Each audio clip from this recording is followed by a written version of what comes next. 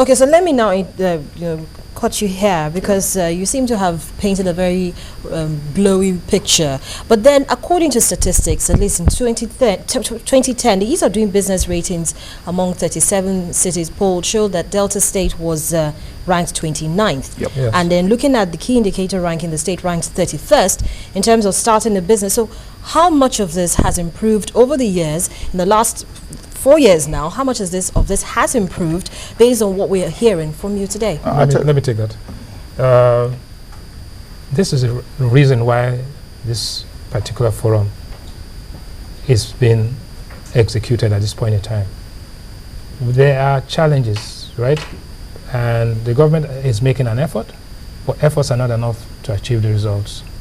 What we're doing is that we know the setbacks that we have in terms of the ease of doing business and where we are. We are not competitive in certain areas, and those areas have been addressed. The governor is taking that on personally with the commissioners to ensure that we address that. And when you come out to investors and say, look, if you need a C of O, we are willing to grant it to you right here in the public, right in Lagos. You're not coming to Asaba. You want a road built to your factory for you to do that. We brought moribund companies that have gone moribund, and put them on the table to say, look, come and buy or come and participate and co-invest with the indigenous investors. Not only that, our economic advisory team is made up of even non-Nigerians, non-indigens of Delta State, to show you how rich we want to. So this is an ideas game. This is not just about physical infrastructure. The concept of Delta Beyond Oil is to lead the concept of a long journey that will take you away from being a natural wealth economy to becoming a produced wealth economy. Okay, so now in terms of return on investment, how much does Delta State offer percentage-wise? Well, Delta State basically has our source of competitive advantage that we have people, we have a strong market, we have 6 ports, right? We have 2 airports within the same state, and Benin Airport is just within a shouting distance. So if you look at, we are contiguous with at least 6 states. We have Anambra State, we have Edo State, we have Bayelsa, we have River State. Okay, so now, I'm talking about market size. Market size. Now, in terms of percentage, return on investment, how many percentage are we going to be looking at? Let me complement BJ's position, and let me start by answering your question straight. It depends on, it's business specific. It ranges from 25% to 40%, depending on the business you are into. If you're in construction, if you are in agribusiness, gestation period is critical. What the state has tried to do is that we know that infrastructure, again, is a challenge in terms of good access to your sites. We have done in excess of 2,000 kilometers of road on about 700 link roads. With about 700 link roads, built bridges to ease transportation generally. It's a critical one. We know we have ports, we know we have airports. We have established 2 airports. There's Asaba International Airport, and there's the Subi one that we're also currently working on. We also know, because we have about 6 ports, we are ensuring that there's a dualization from Asaba to Warri for ease of access to Warri Port. When the Cocoa Road, we're also doing that to Cocoa Port. So we're creating access. And if you go through those roads today, it's a whole lot of activities going in that direction. But let me tell you, the 2010 statistics is almost stale, and I must tell you, because we just came back from Calabar.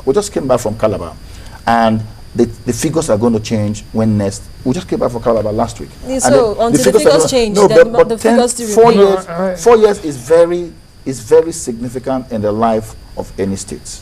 In the last 4 years, we have done so much in terms of infrastructures. We have also done so much in terms of health. And those are the tourism aspect of it that you see. We have the lowest cost of renal operations in this country today.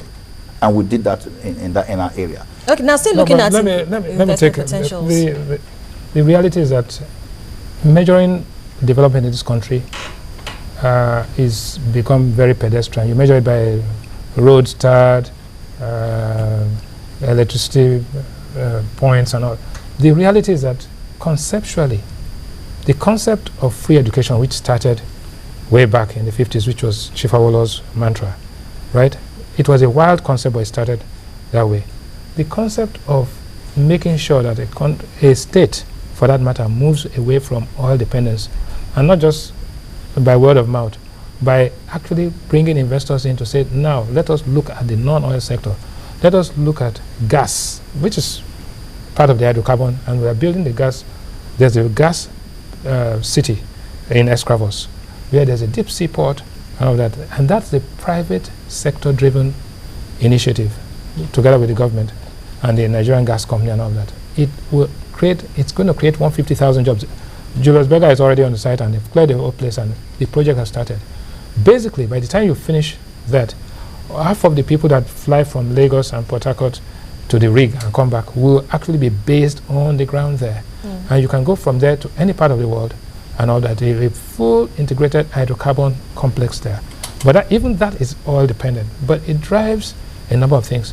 What does it do? We have an unemployment rate of over 29%. We have a population of 4.7 million people. And we have the risk of kidnap, ransom, and all that, which is spread across the entire region. The only way to address this is to create social food security, right?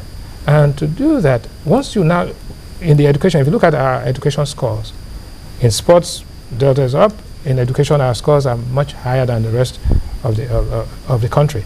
Now, which means that there's a threat that this educated workforce, when they finish the education, they come out and they become dysfunctional because there's nowhere to work. So conceptually, we are driving this thing and bringing investors so that it is safe for investment, it's safe for the people, and they have a stake in the game. Okay, now looking at those investment opportunities that we're talking, you've been trying to talk about, you've already mentioned agriculture. Yes. You've also talked about education. Agribusiness. What are that agribusiness? You have agribusiness. Okay. Food processing, retail. Okay, so what are that business opportunities does the state offer for investors, especially bearing in mind that the state governor has as much as possible tried to promote education, and so we have graduates who are being churned out on a daily basis, and so unemployment rate is up. So these companies that are coming in to do business in Delta State, is there a plan, a kind of an agreement with these companies that when they do come in, they should ensure as much as possible that 3/4 of their workforce is actually gotten from the state and not from outside? I don't think, we are not looking at indigenous employees. It doesn't matter where you come from, right? But as long as you are a resident of Delta State, we consider you as an indigene. Okay, so you come. Okay, so let's now, look at the now let me come back to the whole thing. The internal rate of return you can get, right? In, say, if you bought a brewery, there are 2 dormant breweries in Delta State which are up in the market. When those are bought, they will employ a lot of people. You can get a rate of return as high as 35–40% from that particular business. In the retail sector, we are talking about having some shopping malls. In the whole of Nigeria now, there are only about 11 shopping malls of more than 10,000 square meters. We think that there's an opportunity for at least 2 or 3 shopping malls.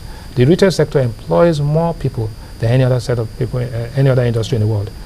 We're looking at, it's talked about fish farming. We talked about where do we have competitive advantage? Cassava, plantain, rice, right? Rice. And yes, rice, plantain, cassava, and yams, right?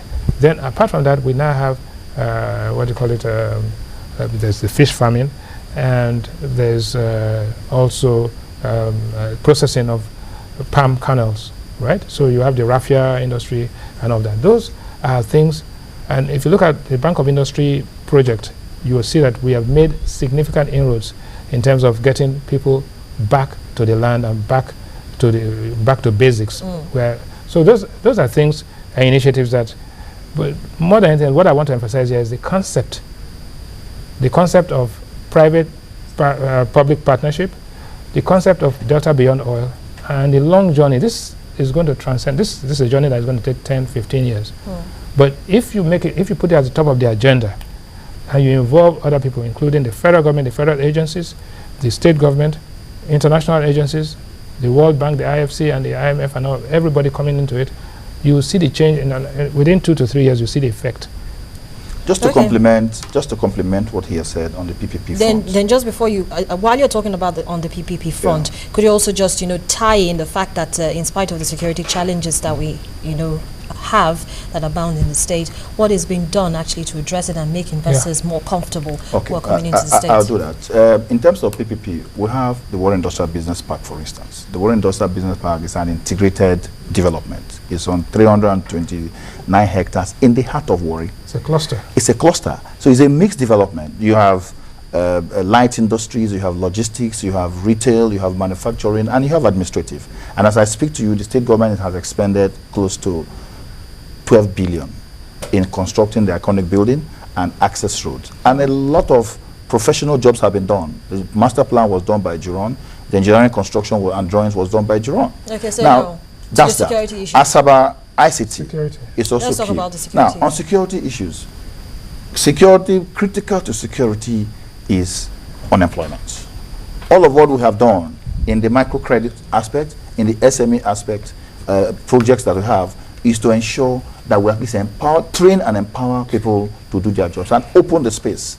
Our industrial policy is also significantly favorable for investors to come in, both indigenous and external, to do business in those environments. In communities, in the past, most businesses that are foreign or alien to those areas are located in those areas. Communities are not giving any share or equity in that business. They only pay compensation and they go. But now, we are insisting that they have a stake, so they have the critical commitments. So there are two aspects that has approaches to it. One is engagement, and the other one is issue of law. All right. You know of the amnesty program that came. It has significantly reduced crime in that entire environment. And as I can tell you, you can walk on the streets of Warri without any harassment. All right, so with that in mind, thank you so much for coming on the program this morning, gentlemen. Mr. Kingsley Emu is the Commissioner for Commerce and Industry of Delta State, and Bismarck Riwani, who is the Chairman, Delta State Economic Management Team, and of course the Chief Executive Officer of Financial Derivatives Company Limited. Well, Business Morning will continue in just a moment, and when we come back, our conversation is going to be on the automobile policy. We'll be revisiting some of the issues there. Please join us again.